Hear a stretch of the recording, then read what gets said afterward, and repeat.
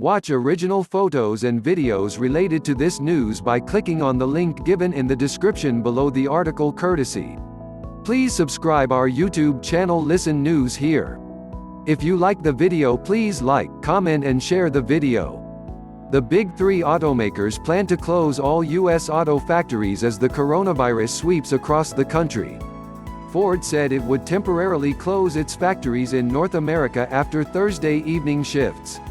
Detroit's big three automakers plan to temporarily close all U.S. factories as the coronavirus sweeps across the country.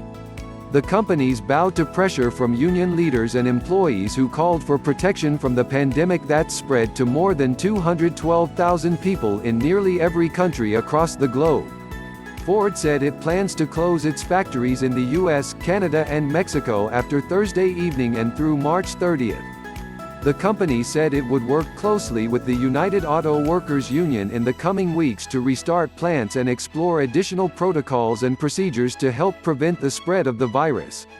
We're continuing to work closely with union leaders, especially the United Auto Workers, to find ways to help keep our workforce healthy and safe, even as we look at solutions for continuing to provide the vehicles customers really want and need, said Kumar Gahotra, Ford's president of North America. General Motors said it's closing all North American factories at least until March 30th and will evaluate the situation on a weekly basis after that. Fiat Chrysler said it will cease operations at its plants across North America progressively from today through the end of March. The company said it will reevaluate the situation at the end of the hiatus and will work closely with the UAW in the meantime to facilitate safe working conditions, including shift timings and enhanced cleaning protocols. Altogether, the closures would affect 25 final assembly factories and 150,000 union workers, according to the UAW and each automaker. General Motors has 11 factories, followed by Ford's 8 factories and Fiat Chrysler's 6. UAW members, their families and our communities will benefit from today's announcement with the certainty that we are doing all that we can to protect our health and safety during this pandemic, said UAW President Rory Gamble. This will give us time to review best practices and to prevent the spread of this disease.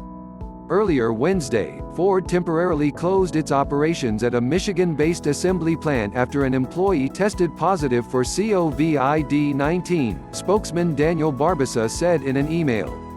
It wasn't immediately made clear when or if the factory would reopen. The halt in production could create an immediate cash crunch for the automakers as demand for cars declines amid the COVID-19 outbreak.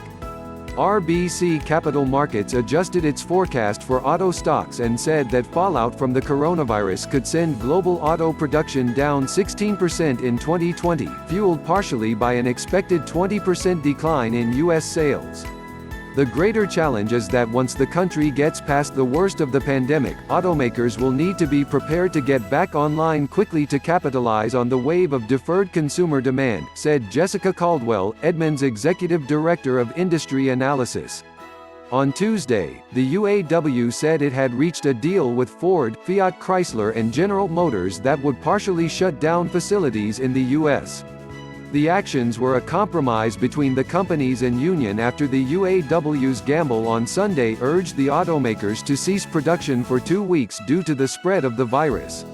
Honda North America announced on Wednesday that it will be closing 4 U.S.-based plants starting March 23 due to an anticipated decline in market demand. In a statement, Honda said it would halt production for 6 days with plans to return by the end of the month. The coronavirus has now infected more than 212,000 people across the globe and has killed at least 8,000 people, according to Johns Hopkins University data. In the U.S., it has infected more than 6,400 and has killed at least 114.